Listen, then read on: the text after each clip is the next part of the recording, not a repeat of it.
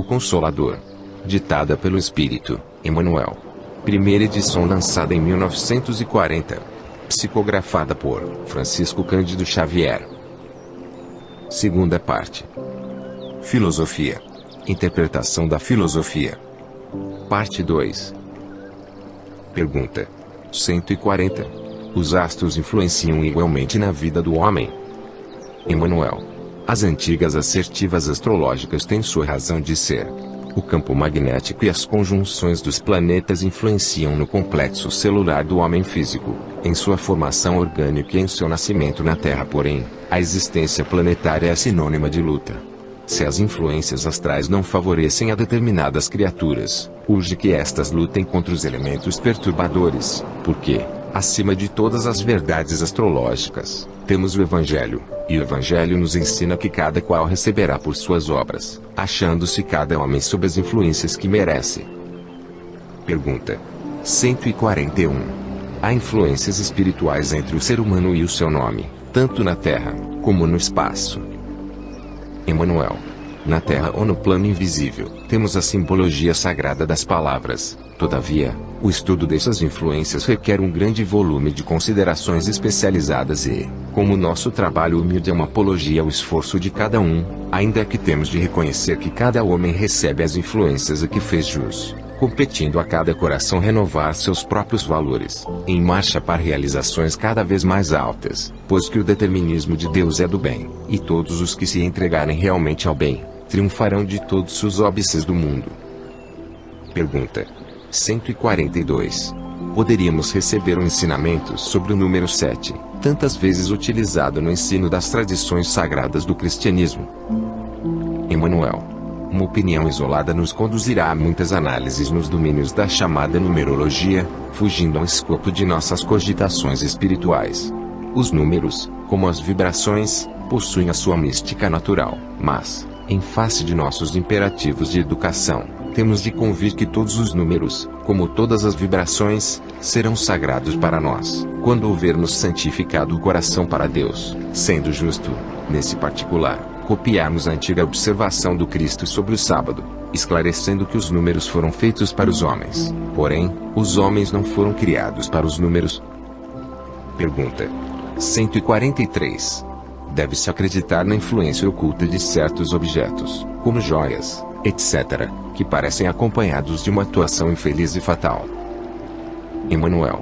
Os objetos, mormente os de uso pessoal, têm a sua história viva e, por vezes, podem constituir o ponto de atenção das entidades perturbadas, de seus antigos possuidores no mundo, razão porque parecem tocados, por vezes, de singulares influências ocultas. Porém, nosso esforço deve ser o da libertação espiritual, sendo indispensável lutarmos contra os fetiches, para considerar tão somente os valores morais do homem na sua jornada para o perfeito.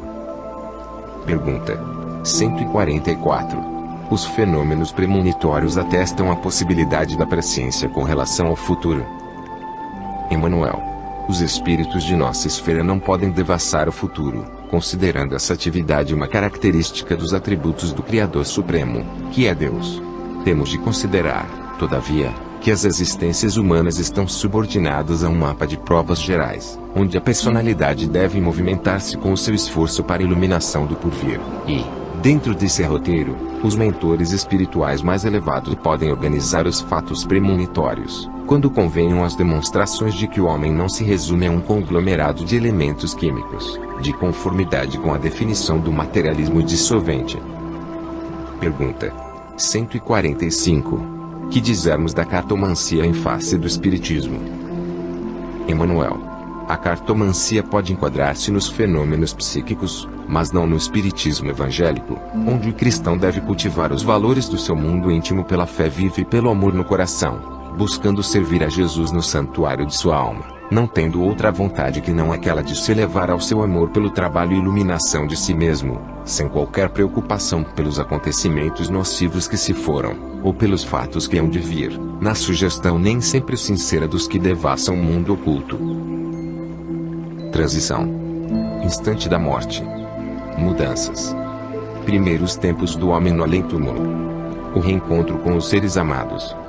Os espiritistas nas perturbações da morte.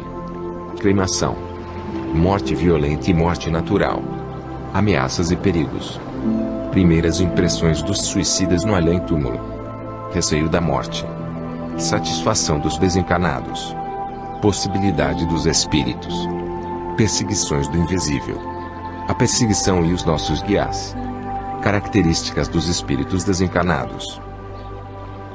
Pergunta 146. É fatal o instante da morte? Emanuel. Com exceção do suicídio, todos os casos de desencarnação são determinados previamente pelas forças espirituais que orientam a atividade do homem sobre a Terra. Esclarecendo-vos quanto a essa exceção, devemos considerar que, se o homem é escravo das condições externas da sua vida no orbe, é livre no mundo íntimo, razão por que, trazendo no seu mapa de provas a tentação de desertar da vida expiatória e retificadora, contrai um débito penoso àquele que se arruína, desmantelando as próprias energias. A educação e a iluminação do íntimo constituem o amor ao santuário de Deus em nossa alma. Quem as realiza em si, na profundeza da liberdade interior, pode modificar o determinismo das condições materiais de sua existência, alcançando-a para a luz e para o bem. Os que eliminam, contudo, as suas energias próprias, atentam contra a luz divina que palpita em si mesmos. Daí o complexo de suas dívidas dolorosas. E existem ainda os suicídios lentos e gradativos, provocados pela ambição ou pela inércia, pelo abuso ou pela inconsideração, tão perigosos para a vida da alma quanto os que se observam, de modo espetacular, entre as lutas do mundo. Essa razão pela qual tantas vezes se batem os instrutores dos encarnados, pela necessidade permanente de oração e de vigilância, a fim de que os seus amigos não fracassem nas tentações. Pergunta 147. Proporciona à morte mudanças inesperadas e certas modificações rápidas, como será de desejar. Emanuel. A morte não prodigaliza estados miraculosos para a nossa consciência. Desencarnar é mudar de plano, como alguém que se transferisse de uma cidade para outra, aí no mundo, sem que o fato lhe altere as enfermidades ou as virtudes com a simples modificação dos aspectos exteriores. Importa observar apenas a ampliação desses aspectos, comparando-os o plano terrestre com a esfera de ação dos desencarnados. Imaginai um homem que passa de sua aldeia para uma metrópole moderna. Como se haverá, na hipótese de não se encontrar devidamente preparado em face dos imperativos da sua nova vida?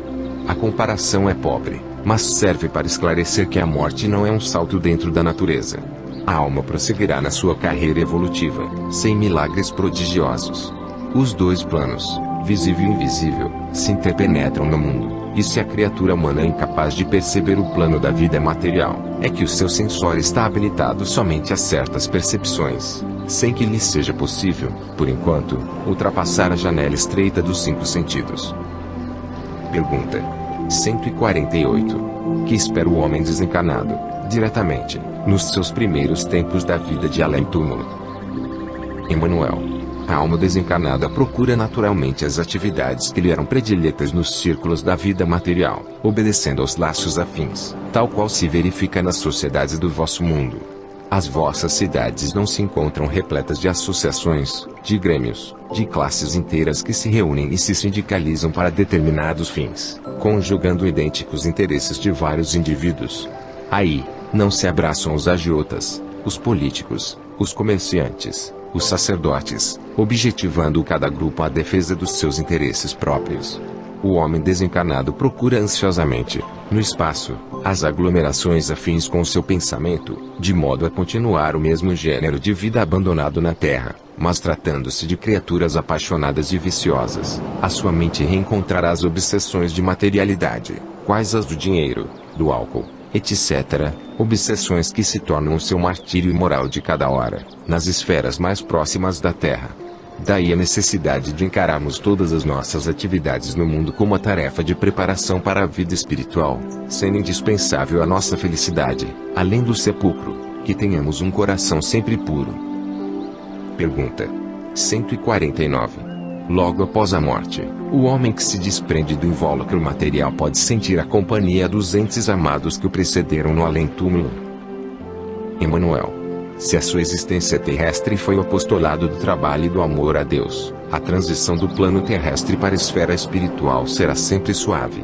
Nessas condições, poderá encontrar imediatamente aqueles que foram objeto de sua afeição no mundo, na hipótese de se encontrarem no mesmo nível de evolução. Uma felicidade doce e uma alegria perene estabelece-se nesses corações amigos e afetuosos, depois das amarguras da separação e da prolongada ausência. Entretanto, aqueles que se desprendem da terra, saturados de obsessões pelas posses efêmeras do mundo e tocados pela sombra das revoltas incompreensíveis, não encontram tão depressa os entes queridos que os antecederam na sepultura. Suas percepções restritas à atmosfera escura dos seus pensamentos e seus valores negativos impossibilitam-lhes as doces venturas do reencontro.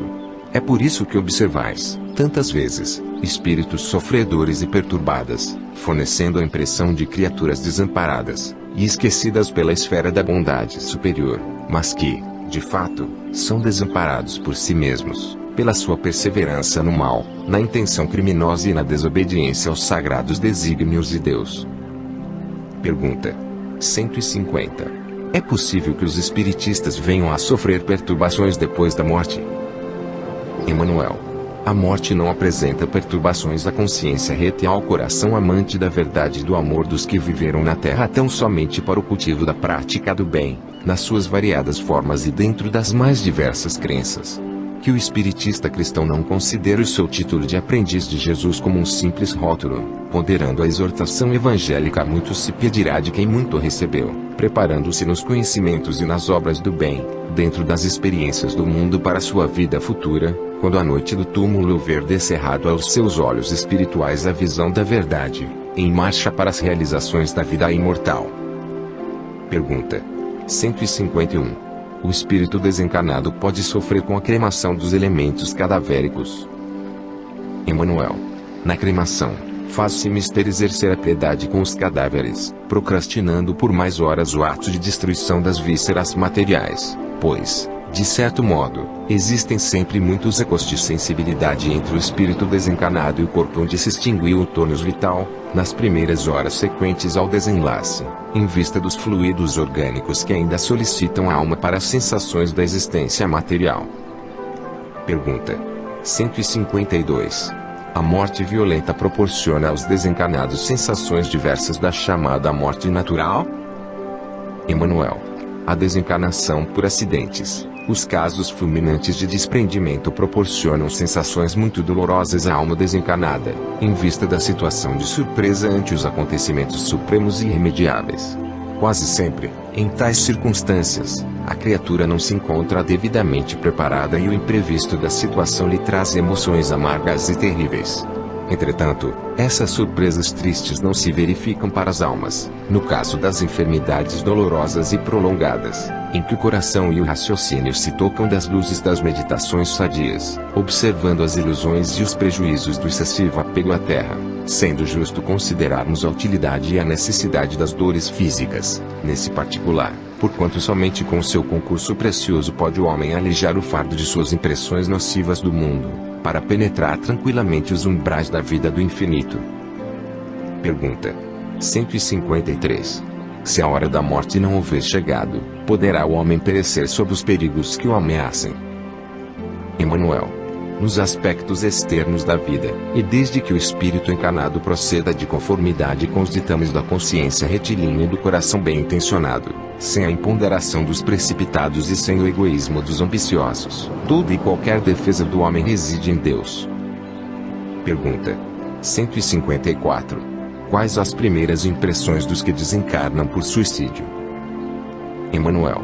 A primeira decepção que os aguarda é a realidade da vida que se não extingue com as transições da morte do corpo físico. Vida essa agravada por tormentos pavorosos, em virtude de sua decisão tocada de suprema rebeldia. Suicidas aqui continuam experimentando os padecimentos físicos da última hora terrestre, em seu corpo somático, indefinidamente. Anos a fio, sentem as impressões terríveis do tóxico que lhes aniquilou as energias, a perfuração do cérebro pelo corpo estranho partido da arma usada no gesto supremo, o peso das rodas pesadas sob as quais se tiraram na ânsia de desertar da vida, a passagem das águas silenciosas e tristes sobre os seus despojos, onde procuraram o ouvido criminoso de suas tarefas no mundo e, comumente, a pior emoção do suicida é de acompanhar, minuto a minuto, o processo da decomposição do corpo abandonado no seio da terra, verminado e apodrecido. De todos os desvios da vida humana, o suicídio é, talvez, o maior deles pela sua característica de falso heroísmo, de negação absoluta da lei do amor e de suprema rebeldia à vontade de Deus, cuja justiça nunca se fez sentir, junto dos homens, sem a luz da misericórdia. Pergunta 155. O receio da morte revela falta de evolução espiritual? Emmanuel. Nesse sentido, não podemos generalizar semelhante definição. No que se refere a esses receios, somos obrigados a reconhecer, muitas vezes, as razões aduzidas pelo amor, sempre sublime na sua manifestação espiritual. Todavia, não é justo que o crente sincero se encha de pavores ante a ideia de sua passagem para o plano invisível aos olhos humanos, sendo oportuno o conselho de uma preparação permanente do homem para a vida nova que a morte lhe apresentará. Pergunta 156. Os espíritos, logo após a sua desencarnação, ficam satisfeitos pela possibilidade de se comunicarem conosco? Emmanuel. De um modo geral, muito reduzido é o número das criaturas humanas que se preparam para as emoções da morte, no desenvolvimento dos seus trabalhos comuns na Terra e, frequentemente, as meditações da enfermidade não bastam para uma situação de perfeita tranquilidade, nos primeiros tempos do além-túmulo. Eis o motivo por que tão salutares se fazem as vossas reuniões de estudo e de evangelização, às quais concorre grande número de irmãos nossos, ansiosos por uma palavra da terra, porquanto as impressões que trazem do mundo não lhes permitem a percepção dos mentores elevados, das mais altas esferas espirituais. Pergunta 157. Os espíritos desencarnados podem ouvir-nos e ver-nos quando querem? Como procedem para realizar semelhante desejo? Emmanuel. Isso é possível, não quando querem, mas quando o mereçam, mesmo porque existem espíritos culpados que somente muitos anos após o desprendimento do mundo conseguem a permissão de ouvir a palavra amiga e confortadora dos seus irmãos ou entes amados da terra, a fim de se orientarem no labirinto dos sofrimentos expiatórios. O comparecimento de uma entidade recém-desencarnada às reuniões do Evangelho já significa uma bênção de Deus para o seu coração desiludido, porquanto essas circunstâncias se faz acompanhar dos mais elevados benefícios para a sua vida interior. Quanto ao processo do seu contacto convosco, precisamos considerar que os seres do além-túmulo, em sua generalidade, para se comunicarem nos ambientes do mundo adaptam-se ao vosso modo de ser, condicionando suas faculdades, a vossa situação fluídica na Terra, razão pela qual nesses instantes, na forma comum, possuem a vossa capacidade sensorial, restringindo as suas vibrações de modo a se acomodarem, de novo, ao ambiente terrestre. Pergunta 158. Se uma criatura desencarna deixando inimigos na Terra, é possível que continue perseguindo o seu desafeto, dentro da situação de invisibilidade? Emmanuel.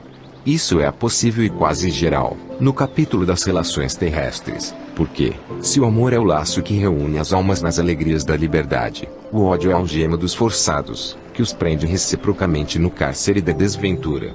Se alguém partiu odiando, e se no mundo o desafeto faz questão de cultivar os germens da antipatia e das lembranças cruéis, é mais que natural que no plano invisível perseverem os elementos da aversão e da vindita implacáveis, em obediência às leis de reciprocidade, depreendendo-se, daí a necessidade do perdão com inteiro esquecimento do mal, a fim de que a fraternidade pura se manifeste através da oração e da vigilância, convertendo o ódio em amor e piedade, com os exemplos mais santos no Evangelho de Jesus. Pergunta 159. No caso das perseguições dos inimigos espirituais, a ação deles se realiza sem o conhecimento dos nossos guias amorosos e esclarecidos? Emmanuel. As chamadas atuações do plano invisível, de qualquer natureza, não se verificam na revelia de Jesus e de seus prepostos, mentores do homem na sua jornada de experiências para o conhecimento e para a luz.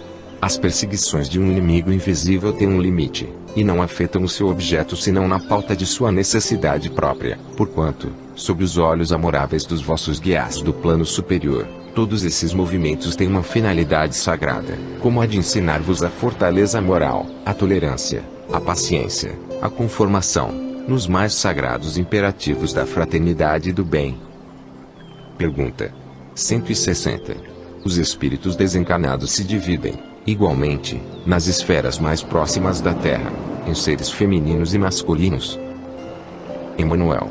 Nas esferas mais próximas do planeta, as almas desencarnadas conservam as características que lhes eram mais agradáveis nas atividades da existência material, considerando-as que algumas, que perambulam no mundo com uma veste orgânica imposta pelas circunstâncias da tarefa a realizar junto às criaturas terrenas, retomam as suas condições anteriores à reencarnação, então enriquecidas, se bem souberam cumprir os seus deveres do plano das dores e das dificuldades materiais. Dilatando, porém, a questão, devemos ponderar que os espíritos, com esses ou aqueles traços característicos, estão em marcha para Deus, purificando todos os sentimentos e embelezando as próprias faculdades, a fim de refletirem a luz divina, transformando-se, então, nessas ou naquelas condições, em perfeitos executores dos desígnios do Eterno.